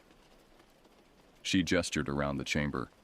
"This place, this entire forest, is our domain. For millennia we slumbered, content to let your kind scurry about on the surface. But now..." Her eyes narrowed, glowing with an inner fire. "Now, the time has come for us to reclaim what is ours." One of the other beings stepped forward, this one with the head of a great elk, its antlers scraping the chamber's ceiling. When it spoke, its voice was like the creaking of ancient trees. "The human must be prepared for the ritual. The gateway cannot be opened without a sacrifice." A chill ran down my spine. Gateway. Sacrifice. The implications were terrifying. Elena nodded. "Indeed, Jack here will have the honor of helping us usher in a new age. His blood will open the way for our brethren to return from the other side." As the circle of monstrosities closed in around me, I struggled against my bonds. "You're insane," I shouted, fear giving strength to my voice. "You can't do this. People will come looking for us. They'll find this place. Elena's laughter cut me off, a sound like boulders grinding together. "Oh, Jack. Always the optimist. Do you really think your little hunting party was the first to stumble upon our secrets?" She leaned in close, her hot breath washing over my face. "We've been culling your kind for generations, taking only what we need to maintain the balance. Those who wander too deep into our woods simply disappear." My mind raced, trying to process what I was hearing. All those missing hikers over the years, the unexplained animal attacks, the local legends of monsters in the woods. It all made a horrible kind of sense now. As the Old Ones began to drag me towards the stone slab, a new sound cut through the chamber. Gunfire, distant but unmistakable. Elena's head snapped up, her nostrils flaring. "Impossible," she snarled. "How did they find this place?" The elk-headed being spoke again, its voice urgent. "The ritual must not be interrupted. We must begin now, before..." Its words were cut off by an explosion that shook the entire chamber. Dust and small rocks rained down from the ceiling. In the confusion, I felt my bonds loosen. Without thinking, I rolled off the slab and onto the floor, scrambling to put distance between myself and the Old Ones. The chamber erupted into chaos. Some of the beings rushed towards the source of the explosion, while others tried to grab me. I dodged and weaved, my years of experience in the woods giving me an agility that surprised even me. Through the dust and confusion, I saw a familiar face. Mike Tanner, looking battered but very much alive, leading a group of heavily armed men into the chamber. They opened fire on the old ones, the muzzle flashes of their weapons casting stark shadows on the walls. "Jack!" Mike shouted, spotting me. "Over here!" I ran towards him, narrowly avoiding the grasping claws of one of the monsters. As I reached the group, Mike shoved a pistol into my hands. "Thought you might need this," he grinned, though the expression didn't reach his eyes. How did you find me?" I gasped, my lungs burning. Mike's face hardened. "Follow the trail of bodies. These things have been busy, but we can catch up later. Right now we need to get the hell out of here." As we fought our way back towards the entrance, I caught glimpses of the battle raging around us. The old ones were incredibly strong and seemed to shrug off wounds that would have dropped a normal animal. But they weren't invincible. I saw at least 2 of them go down under sustained fire. Elena was in the thick of the fight, her massive form towering over the others. She moved with terrifying speed, her claws rending flesh and armor alike. As we neared the exit, her eyes locked onto mine. "This isn't over, Jack Hawthorne," she roared, her voice shaking dust from the ceiling. "The gateway will be opened. The old ones will rise again." We burst out of the underground chamber into the cool night air of the forest. Without pausing, Mike led us on a punishing pace away from the site. It wasn't until we had put several miles between us and that nightmarish place that we finally stopped to catch our breath. As the adrenaline faded, the full weight of what had happened began to sink in. I looked at Mike, saw the haunted look in his eyes that I'm sure was mirrored in my own. "We can't let them open that gateway," I said, my voice hoarse. "Whatever's on the other side, it can't be good." Mike nodded grimly. "Agreed. But we're going to need help. This is bigger than anything we've ever faced." As we made our way back towards town, I couldn't shake the feeling that this was only the beginning. The old ones had been awakened, their plans set in motion, and somehow I knew that I would play a crucial role in whatever was to come. The forest around us seemed to whisper with hidden menace. Blackwood had always been my home, but now I realized I had never truly known it at all. The real battle for the soul of these ancient woods was just beginning. And I had a sinking feeling that the fate of far more than just our little corner of the world hung in the balance. The next few weeks were a blur of frantic activity. Mike and I had barely made it back to town before all hell broke loose. The old ones, enraged by our escape and the disruption of their ritual, launched a full-scale assault on Millbrook. It was as if the very forest had come alive, disgorging nightmarish creatures from its shadowy depths. The town became a war zone overnight. Those who couldn't fight were evacuated, while those of us who remained turned Millbrook into a fortress. Barricades went up, weapons were distributed, and a desperate call for help was sent out to the outside world. At first, no one believed us. Our tales of ancient forest gods and gateways to other dimensions were met with skepticism and ridicule. But as the attacks intensified and video evidence began to circulate, the truth became impossible to ignore. Military units were dispatched, along with a task force of scientists and what I can only describe as occult specialists. Dr. Elena Rodriguez, or rather the thing that had worn her face, became our most feared adversary. She led the old ones with brutal efficiency, her knowledge of human tactics making her doubly dangerous.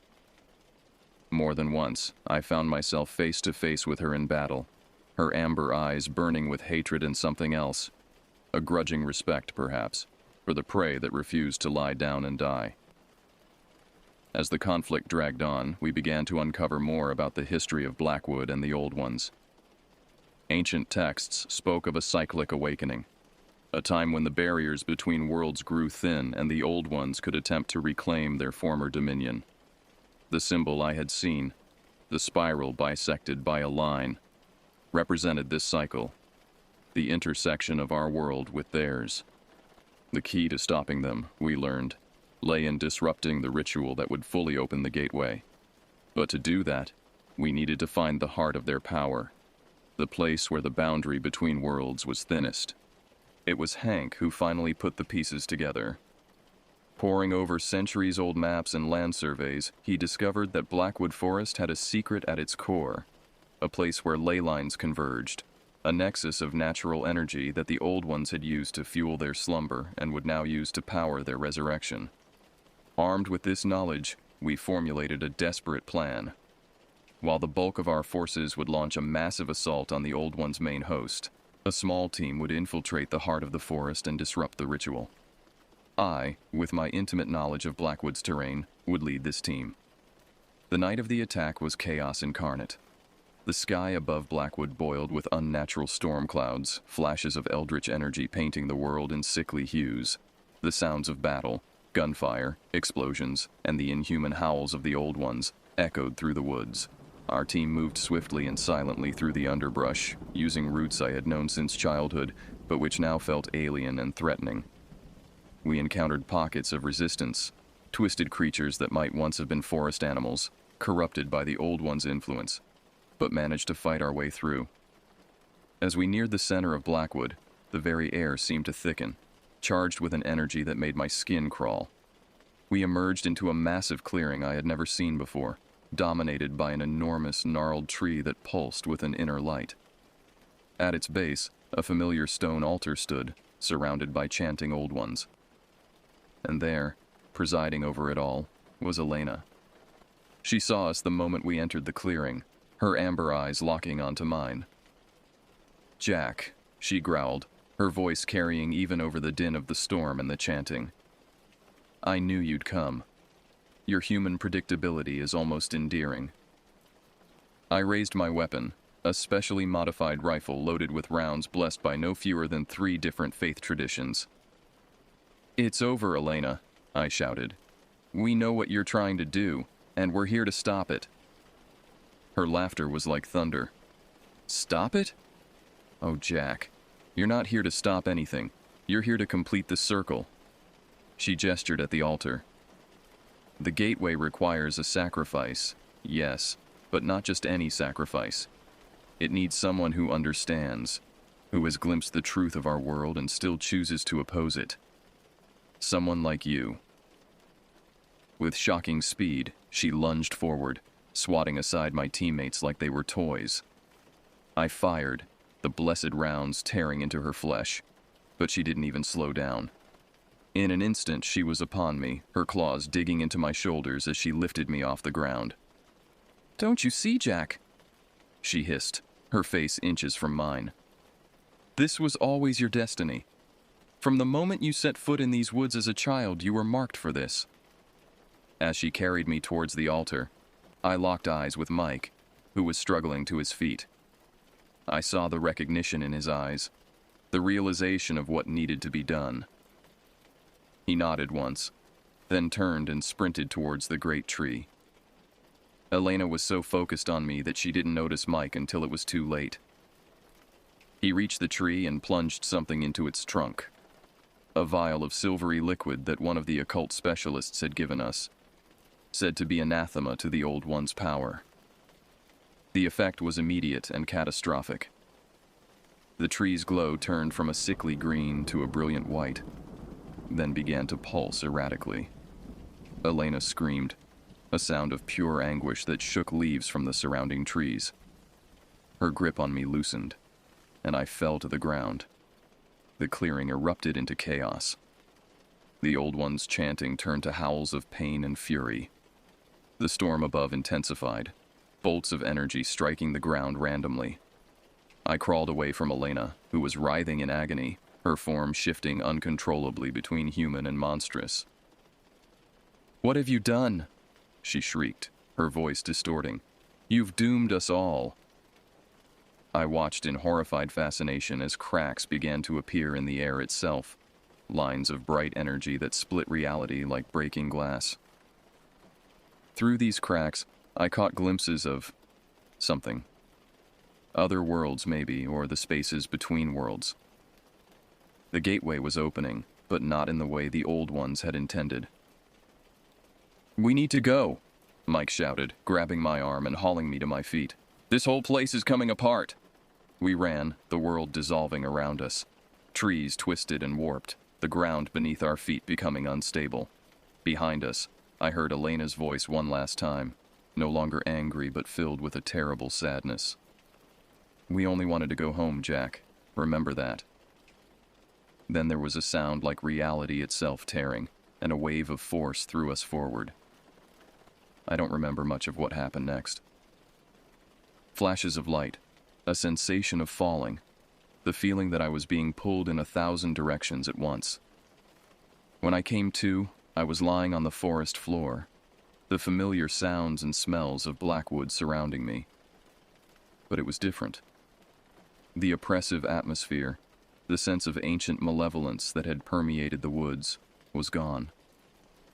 Blackwood felt lighter somehow, as if a great weight had been lifted from it.